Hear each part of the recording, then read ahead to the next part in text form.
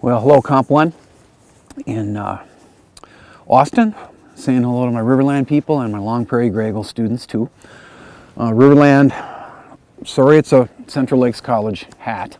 Sorry these light levels seem to be changing with the clouds.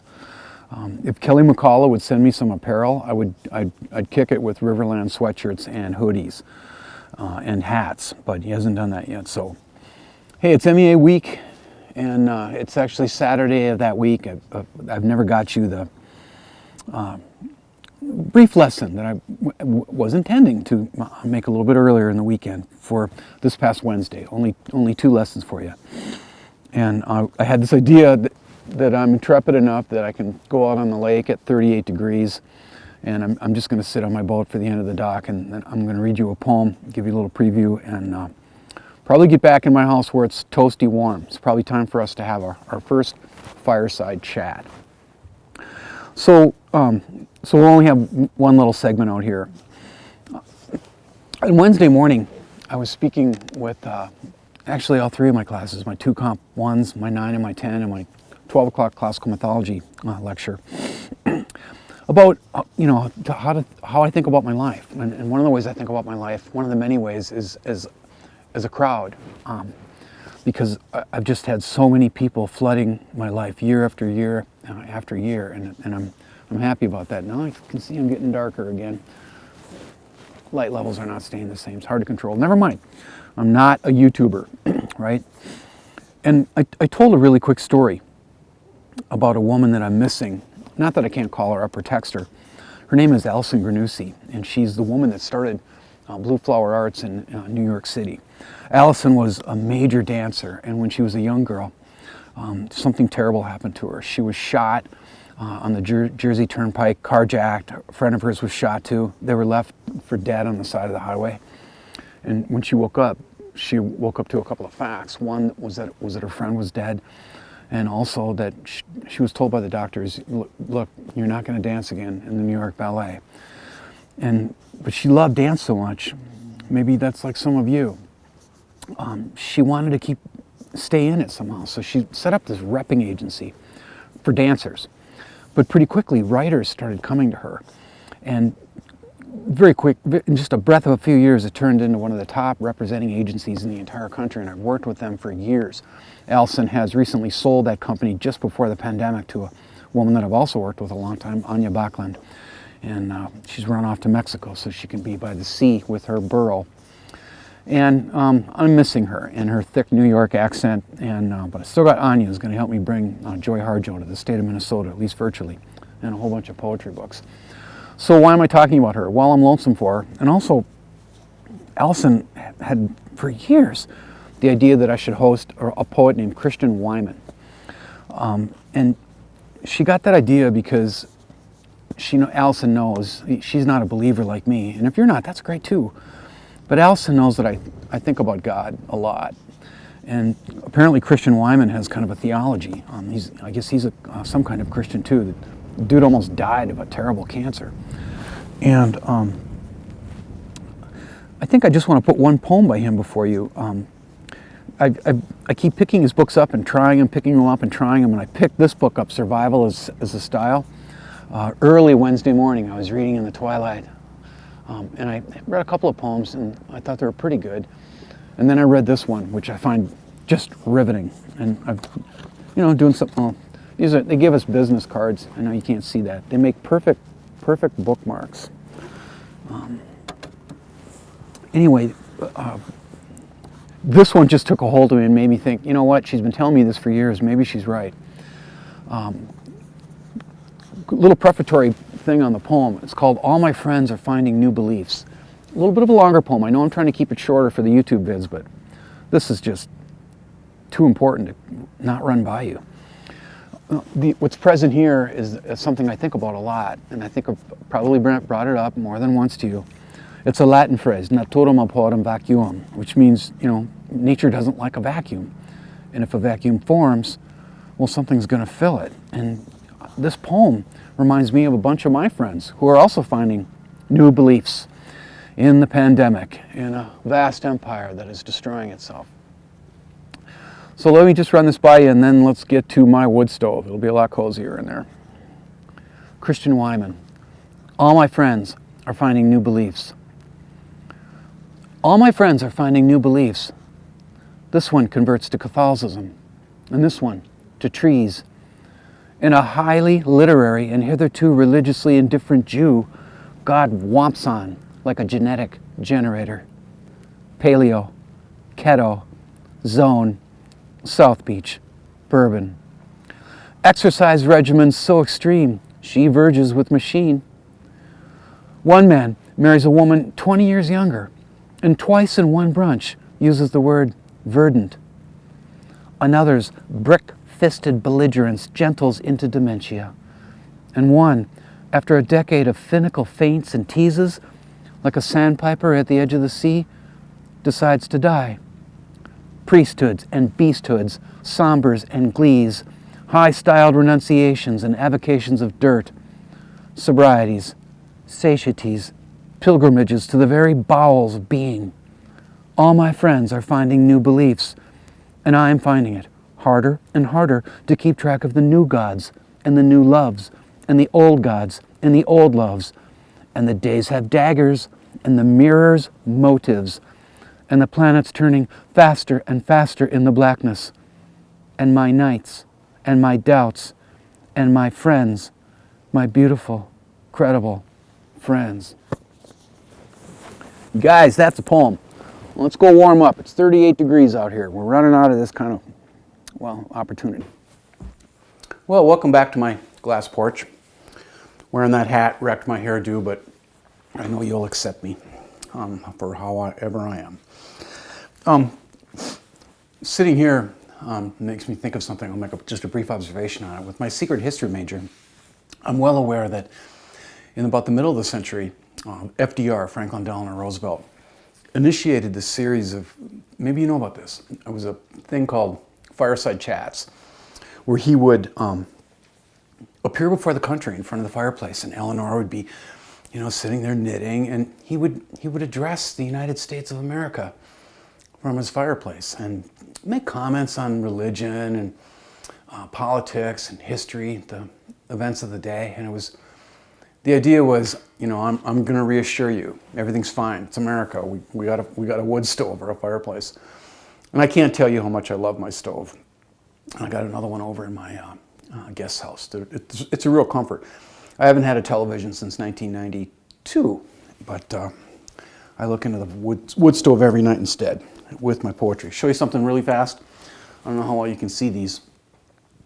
A little sad to make the observation, but among my many traditions is every fall I dust snow off of these. It's the last thing that blooms on my little property here.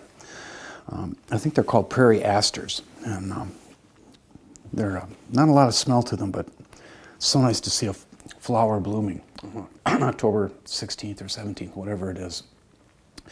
Definitely getting colder. So just repeat what I said to my crew on Wednesday. I want to just make some remarks on grades. I want to show you something very beautiful from Mark Twain, and then make some very fast comments on something I think every college and university class should be called to think about once in a while, which is gender.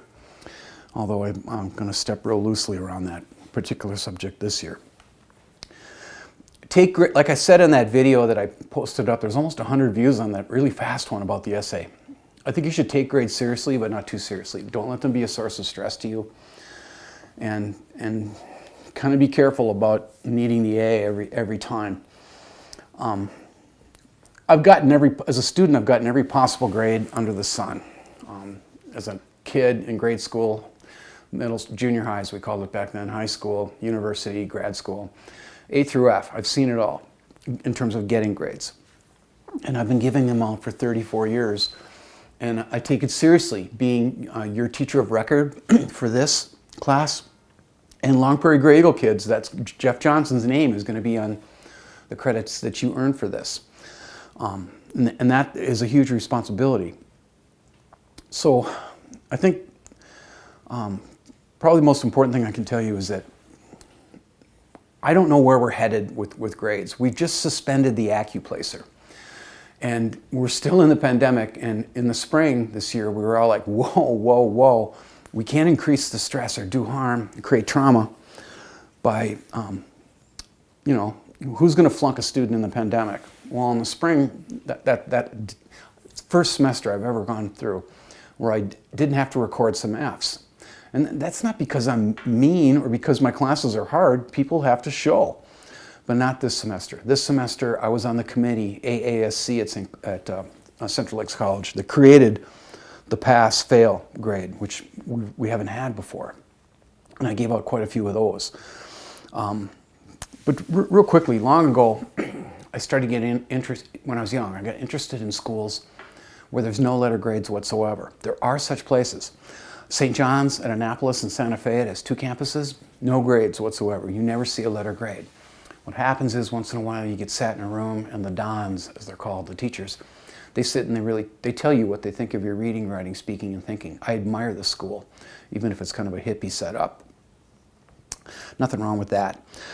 But I do recall one year I went a little bit crazy, and I was made crazy by a book by Peter Elbow, who was a professor at a little school in the East that's destroyed itself. Greenhaven? I don't even want to talk about that school right now.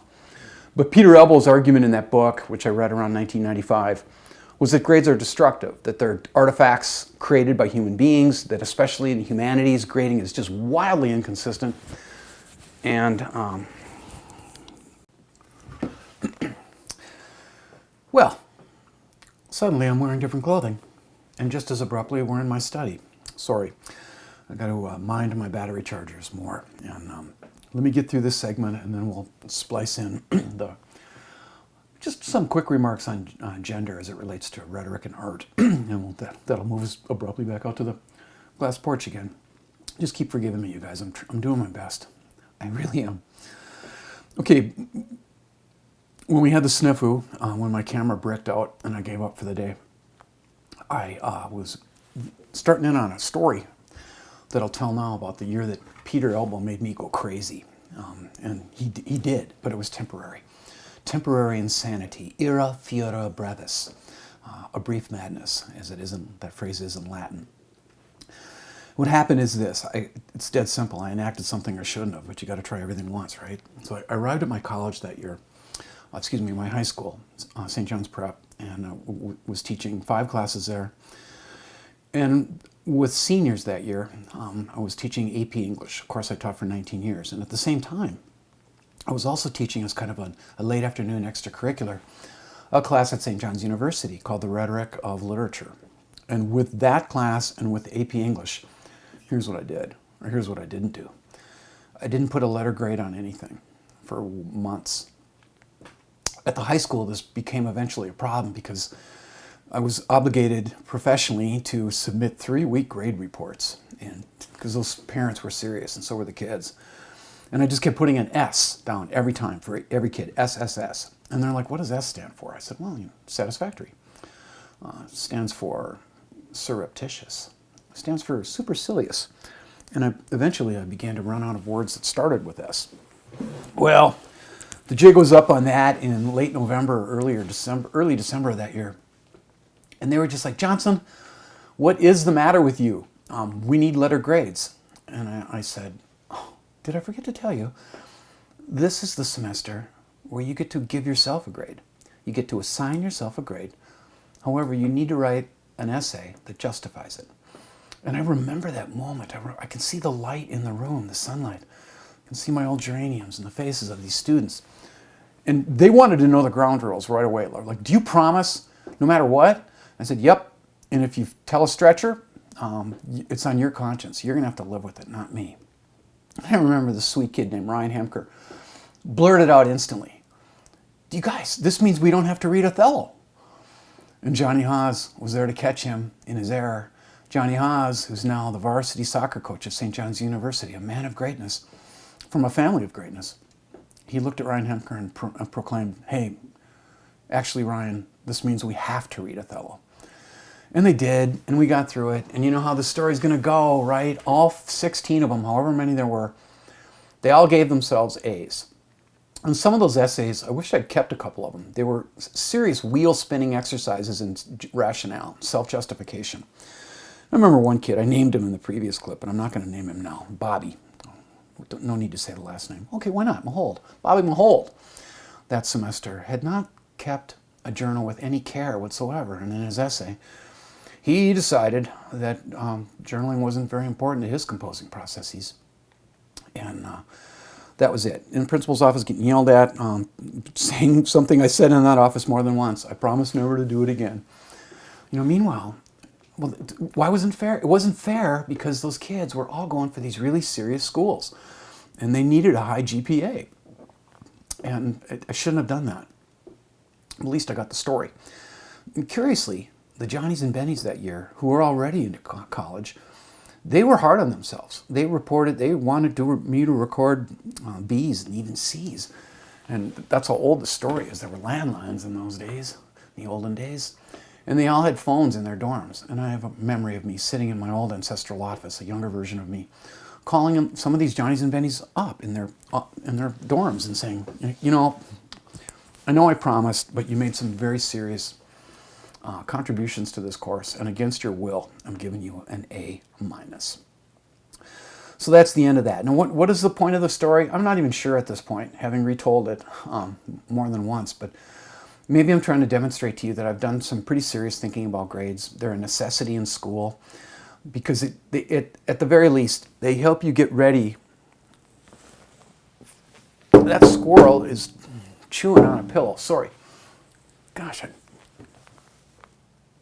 I gotta go get this squirrel. Hang on. Making this video is becoming impossible. I don't know if you can see this. Look what the squirrel was doing, chewing on this pillow. Red squirrels drive me crazy. Trying to focus. You're going to have control over the grade, I think, a little bit. I'm going to drop an extra credit thing this week. I think I was en route to saying something like, grades get us ready for the world, which is quid pro quo, right? You do something and you get something. That's how the world of work works. And I guess if you're not there yet, you'll see. Good luck. And forward.